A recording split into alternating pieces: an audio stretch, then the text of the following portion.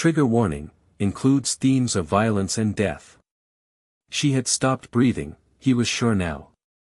Though her lips were still warm, when he kissed her gently there was no soft breath. He held his lips there, just touching her mouth, a moment too long. She was gone. He had done it. It was over. Sitting next to her on the bed he looked down at her, not knowing what he felt now it was done. She didn't look that different.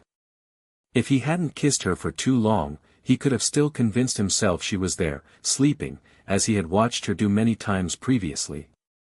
He felt sadness now, a deep and unexpected sadness, as he remembered those times he had been outside her bedroom window, looking in at her on the bed. So many times, he had been there, often late in the evening, as she lay down to rest after her day. He wondered how often she felt him just looking in from the garden at her. She never seemed to know, but perhaps she felt him there at times. He wondered if she could understand his feelings about her as watched her attend to her banal end-of-day routines. She would surely be happy that he found her beautiful, though she might not like to admit it. If he was being honest, there was definitely a sexual element to his feelings.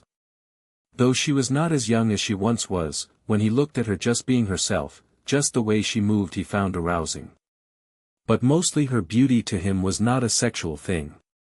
Her beauty was a warming feeling, it was the reassurance her presence brought and the way her smile made him feel.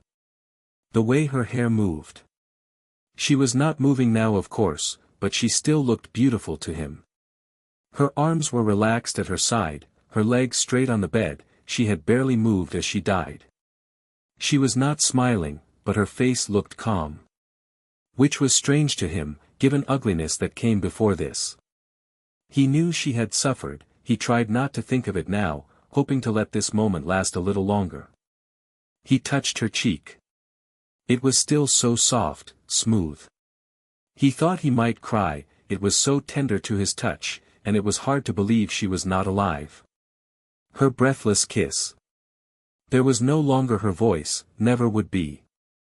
Not without her breath. He tried to remember the last words she spoke to him, before today anyway. He would remember her last words forever too, but for now he tried to focus on the many, tender, things she said before all this. The time before today, when her words meant something different. At least to him, especially to him he meant. They were a collection of such normal-sounding interactions. They had unexpectedly bumped into each other after she finished work one day.